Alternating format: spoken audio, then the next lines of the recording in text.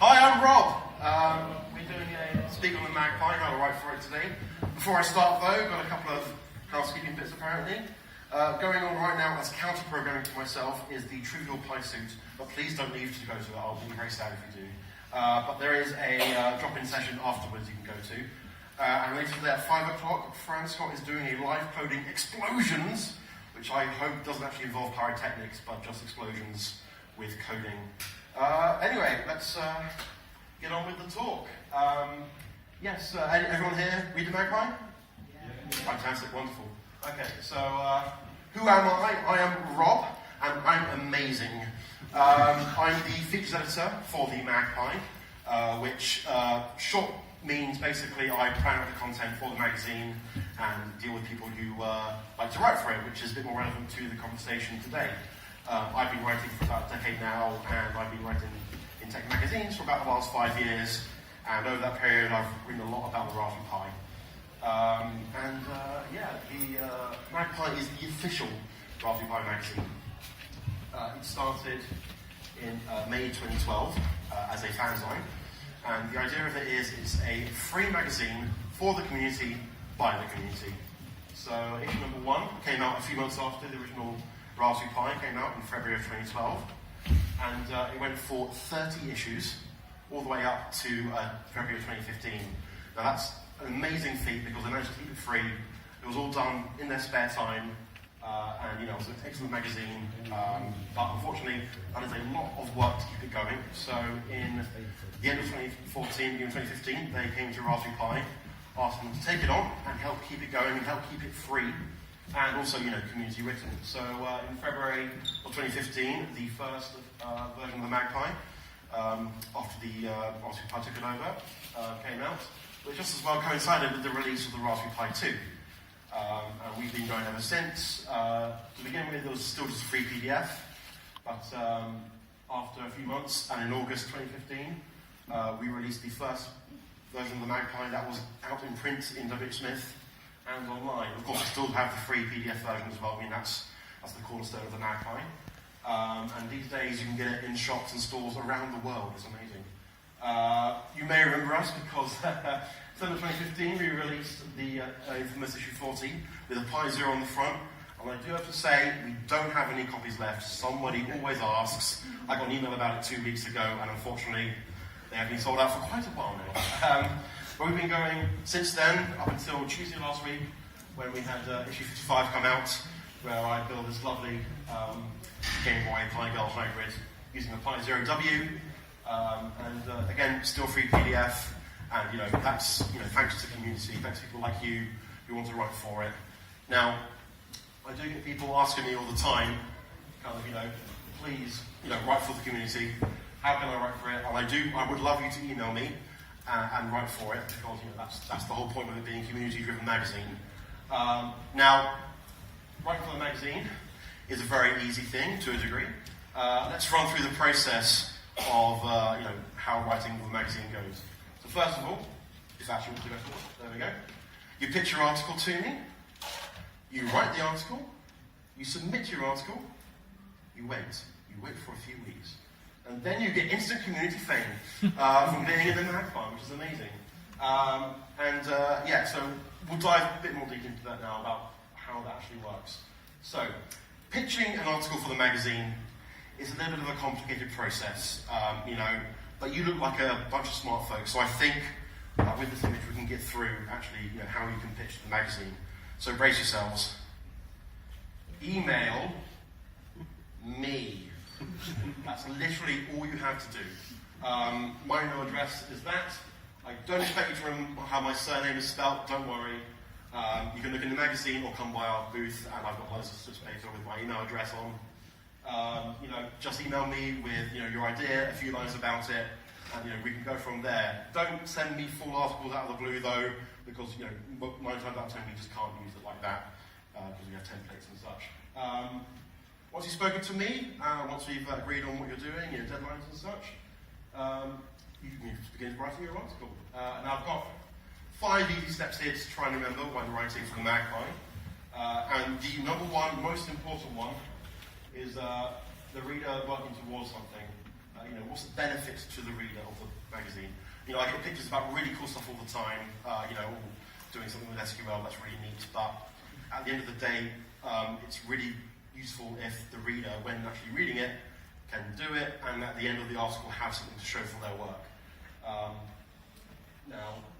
We had an article in issue 55 about Deglease, which is a 3D modeling program, and the guy came to me, and it was a really cool program, and he had this really cool idea of what to do, it works very well, but there wasn't anything at the end of it. So when he went to write it, he showed you how to create like a little squid, a 3D model squid, on the Raspberry Pi in Deglease, and it's a really lovely article. I really suggest you go out and get a copy and read it.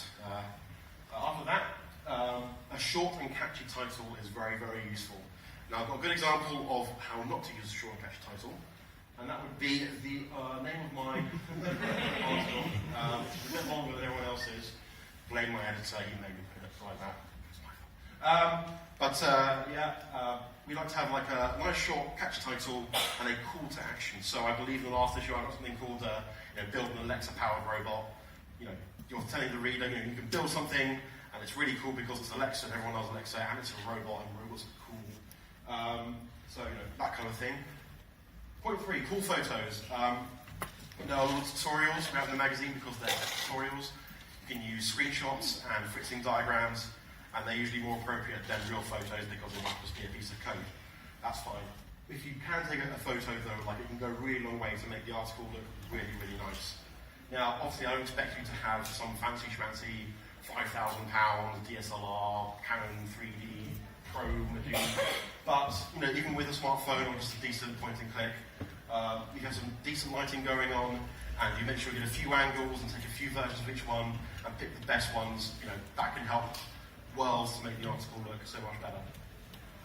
Number 4, try and make it fun. We are a bit of an informal magazine the way we write, so don't try and go off really dry and academic when you're writing the article. Admittedly that is a little bit of a tricky balance to find when you're writing, but if you read through issues and tutorials in the magazine, you will get an idea of how the writing works. 5th one, be informative. Now this depends on the kind of article you're writing. If it's a really easy beginner's article, you kind of want to be telling people why they're doing stuff, even if it's just using CD to move to a folder or using Nano to write a text file. But it's a bit more advanced. You still need to be explaining the things that you're teaching them. Why are they doing this? Because they can go away and actually have learned something from the tutorial. So, those 5 points, pretty important. Try to keep them in mind. Should make a great article. What have we got next? Other writing tips. So, first of all, as I said before, check previous issues and articles. Reading through a similar tutorial to the one you're doing is a really good start because you'll learn how other people have written it, how it's been edited in the magazine, and how it's been presented, and also how the template that we've given you will actually translate to being used. After that, the template. Follow the template instructions. Now, I've given out templates before, and basically it will be, write 800 words for the whole, the article.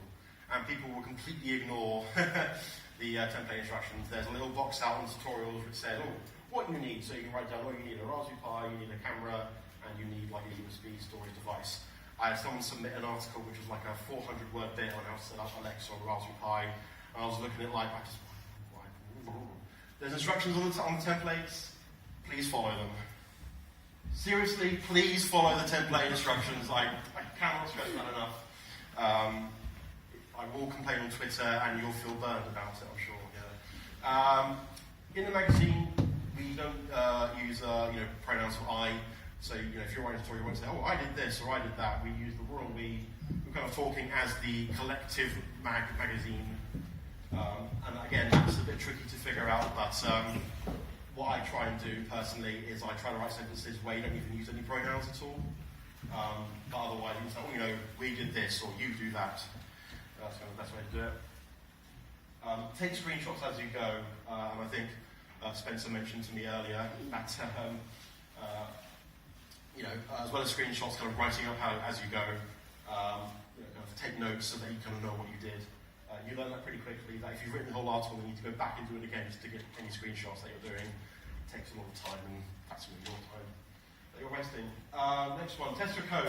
If you have any code in your tutorial, always test it. Sometimes people just submit stuff and I'll get emails from readers saying, oh, this doesn't work, and it's because, they've just written it and thinks it works. Obviously you can't catch every single bug, and I know that. But if you can make sure that your code works before you submit it, that's always a good thing. Apparently it's missed off the bottom there. Check word counts, that's what I'm supposed to say. Again, from the template instructions, it will say, for this box out, use 50 words, which is like a little kind of box in the corner of the page. Just make sure that you fill up to that. And there is one more that you won't even be able to see, but it does say read back before you actually submit it. You'll catch any mistakes that you've done while writing. What will we go next? Oh yes, okay. So once you submit your article, it does go through a fair few number of stages before it appears in print on the newsstand or on a PDF on our website. So first of all, I get it. I have a quick run through. I do some edits. Usually that's making it sound a bit more like a MagPi article, changing the URLs to be the magpi.cc short links, making sure it says we instead of I, that kind of thing. And then it goes off to our lovely design team, Mr. Mike, who is our main designer for the magazine. He puts it into these the orders pages you see in the magazine. And then he sends it back to me. I have another check of it. Make sure that the images are right. I might need to change some of the captions for the images. Maybe I need to remove a few words to make sure it fits on the page. That kind of thing. And then it goes back to him, goes back to me. We do that until we're happy with it. It then goes off to be sub-edited, which is just to make sure the grammar and the spelling is correct. And then after that, we have another round of proofing, which is to make sure that stuff is spelled correctly, like pies is P-I-S and not P-I-apostrophe-S, that kind of thing. And I believe my proofreader is up here. And then it goes off to a final check either by me or the managing editor, and then it's ready to go to print-ish. All the articles on the final check then get done in PDF so that what will be sent to the printer. We read the entire magazine to make sure it actually works as a PDF and there's something we've missed while checking, and then it goes to print, and 2 weeks later it turns up in boxes on our doorstep. It's lovely. Right, I did that very quickly, so right to 10 minutes. So if you have any questions, please ask away. Yes? So, you mentioned several times what the print run is for the magazine, but for MagPi 40, what was the print run for that? I don't know the exact off the top of my head, but we did double the amount we normally did. But then you got people who would excitedly tweet us saying, I bought all 9 copies of the MagPi 40, this is a bit Smith, and it's just like, let other people get a copy, please. What are you doing? Yeah. Yeah. So the best thing you've said so far also applies to Hello World magazine. Hello World, mostly yes. I actually don't deal so much with Hello World, but if you email me, I can help you get through to them. Hello World is a bit more formal than the MagPi, but a lot of the whole, follow the templates, pictures, screenshots, that kind of stuff is applicable to any article in any magazine really. But Hello World is a bit more formal than the MagPi. Any other questions? Hello, yes.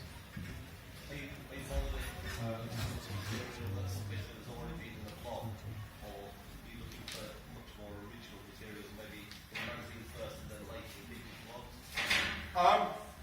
No, we're fine if it's something you've already written about, like on a blog or what have you. If you've written for another magazine, then you should probably check to see kind of what their kind of licensing issues is on that. But anything that's actually in the magazine becomes Creative Commons, so that anyone can then take it. But it's by attribution, so they have to actually say who wrote the article, what have you. So yeah, if you've got an idea, just send it on. If you've got a blog about it, that's also kind of cool because I can then see how it's written and how the images are and that kind of thing. So yeah, that's a good question. Oh, no, okay, well that was super quick. I'm very sorry for making that too fast. But please, we've got a stand just downstairs over there. If you want to come by and get a little slip with my email address on so you can pitch me some articles, please do. And thank you very much for showing up for this weirdly short talk. Thank you.